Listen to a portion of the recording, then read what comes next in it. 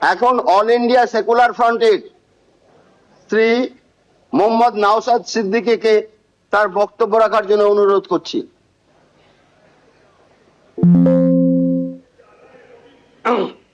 ধন্যবাদ speaker sir. আপনাকে all India secular front পার্টির পক্ষ থেকে স্বাগত জানাচ্ছি স্পিকার নির্বাচিত হওয়ার জন্য।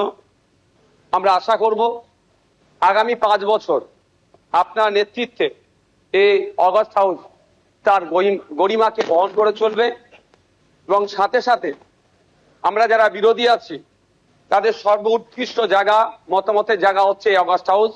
আমরা আমাদের মতামত নির্দ্বিধায় নির্বিঘ্নে এখানে রাখতে পারবো এবং যারা শাসক দলে আছে আমাদের মতামতের ভিত্তিতে গঠনমূলক অবশ্যই যেগুলো হবে সেগুলোকে গ্রহণ করবেন।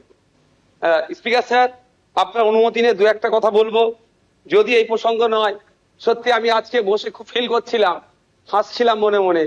আজকে তাপস রায় বাবু যে কথাগুলো বলছেন খুব একটা ফেলে দিওয়ার নয়।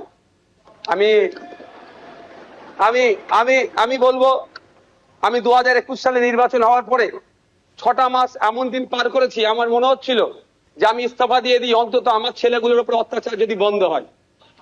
এই সময় ফিল করেছি, পার করেছি।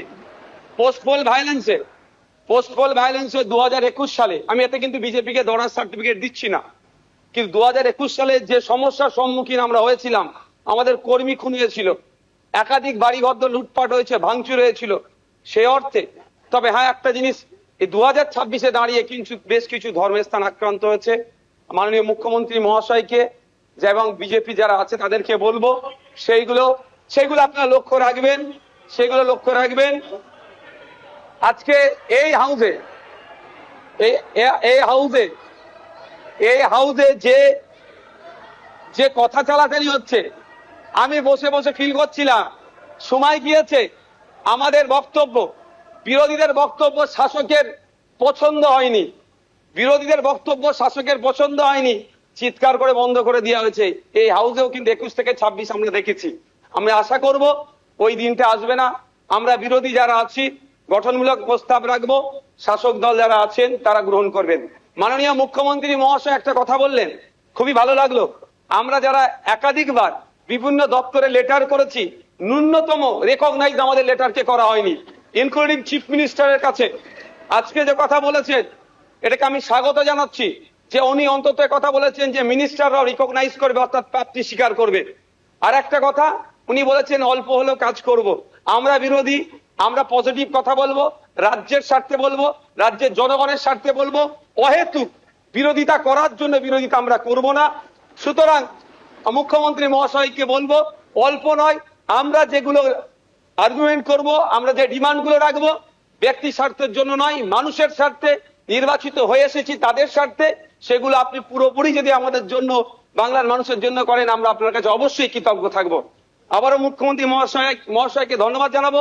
দীর্ঘদিনের স্বপ্ন এটা আমাদের সকলেরই, যে আমাদেরকে নির্বাচিত করে এই হাউসের মধ্যে পাঠাচ্ছে।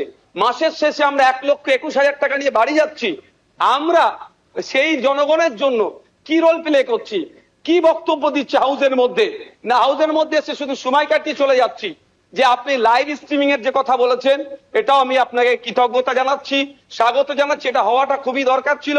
বাংলার মানুষ অন্তত আগামী নির্বাচনগুলোতে তাদের জনপ্রতিনিধি হিসাবে কাদেরকে চুজ করবে, কেমন মানুষকে পাঠানো দরকার, তারা যেখানে বাংলার আইন তৈরি হচ্ছে আগামী 5 বছর বাংলার শিক্ষা, স্বাস্থ্য, কর্মসংস্থান থেকে শুরু করে কৃষকের রুজি রুটির প্রশ্নে, প্যারা টিচার থেকে শুরু করে বিভিন্ন ক্ষেত্রে সমকাজের সমবেতন নিয়ে, এক কথায় আগামী 5 বছর বাংলা কিভাবে চলবে, বাংলার মানুষের স্বার্থে কি আইন তৈরি হচ্ছে, আইন পজিটিভ। একটু ছোট করুন।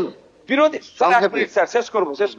বিরোধী হলেও স্যার একটা দিন সুযোগ পাচ্ছি বলার, এরপর তো টাইম মেনটেন করে দেবেন। তো স্যার সেই জায়গাগুলো লাইভ যেটা আছে সেটা আমি স্বাগত জানাচ্ছি। আমি আবারও আপনাকে ধন্যবাদ জানিয়ে বলবো, বহুদলীয় যে গণতন্ত্র আছে সেটার পূর্ণ মর্যাদা দিয়ে আমাদের মতো ছোট্ট যারা বিরোধী আছি তাদেরকে পরিসর দেবেন। ধন্যবাদ স্যার। এবিপি আনন্দ, এগিয়ে থাকে, এগিয়ে রাখে।